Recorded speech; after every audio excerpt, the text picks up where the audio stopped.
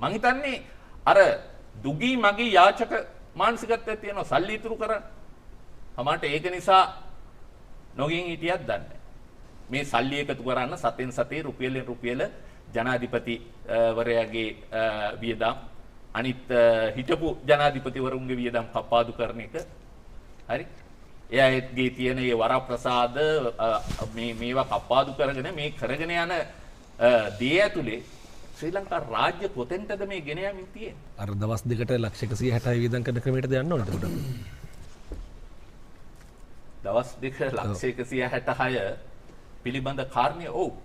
ඒ ක්‍රමයටද යන්න ඕනේ. ඔව්. ඔව්. බොහොම ස්තුතියි. ඒ ක්‍රමයට තමයි යන්න ඕනේ. කවුද නිශාන්ත මන් තාත්මයා කිව්වනේ මේ මොකද්ද දුගී යාජක මානසිකත්වය මම හිතන්නේ මේවා අපිට මේ වැහුන්නේ නැහැ වගේ ඉන්න පුළුවන් අපහාස කරද්දි. හරි නමුත් අපි එහෙම ඉන්න ඕන නැහැ. මම හිතන්නේ. හරි මොකද දන්නවද? දුගියාට ගරුත්වයක් තියනවා. Taman දුගියේ එතන ඉඳන් ඔහු වැඩ කරලා කවදා හරි මහන්සියලා සල්ලි උපයාගනි. යාචකයාට ගරුත්වයක් තියෙනවා. Tamanට සල්ලි නැහැ. ඔහු අතපාලා සල්ලි ඉල්ල ගැනීමේ ගරුත්වයක් තියෙනවා. හොරෙක්ට ඒ ගරුත්වය නැහැ. හරි පොදු දේපල වංචා කරන ජනතාවගේ මුදල් තමන්ගේ පුද්ගලික භාවිතයට ගන්න දේශපාලඥයෙක්ට ඒ ගරුත්වය නැහැ. ඒකින්ද දුගී යාචක මෙන්ටැලිටි එක කමක් නැහැ. ඒක කමක් නැහැ. ඒක ගරුත්වයක් තියෙනවා. ඒක නිසා මේ තමන්ගේ තියෙන කැතකම මේ නිකන් ලංකාවේ ඉන්න ලංකාවේ 125 වරලා ඉන්න දුප්පත් මිනිස්සු.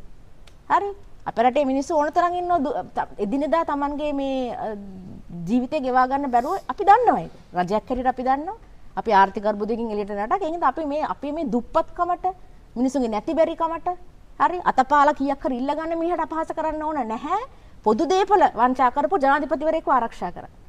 අපි ඒකත් මතක තියාගෙන යන්න ඕන. අපිට නැතිකම බැරිකම අපහාසයක් නෙමෙයි. ඒකේ මිනිසුන්ට ගොඩ එන්නට පුළුවන්. මහන්සි වෙන්න පුළුවන්. අපි රටක් හැටියටත් එහෙමයි හිතන්න ඕන. හරි ඒක හින්දාමයි චාමර මේක ප්‍රශ්නයක් වෙන්නේ. අපි ආර්ථික අර්බුදයක හිටපු රටක් මේ 2023 සැප්තැම්බර් මාසයේ වෙනකොට ලංකාව ආර්ථික අර්බුදයක ඉන්නේ. අපේ රටේ සීමිත ප්‍රමාණයක් තමයි රටෙන් එළිය ඩොලර් වියදම් කරන්නට පුළුවන්. හරි අපේ ව්‍යාපාර බොහොම අමාරුවෙන් තමයි කරගෙන යන්නේ.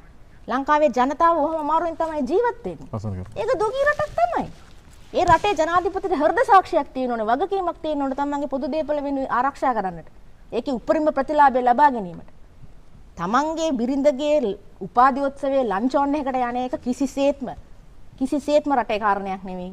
ඒක ඔෆිෂියල් විසිට් එකකුත් නෙමෙයි. මම හිතන්නේ මේක අධිකරණයේ තීරණය කළා මගේ පුද්ගලික මතය.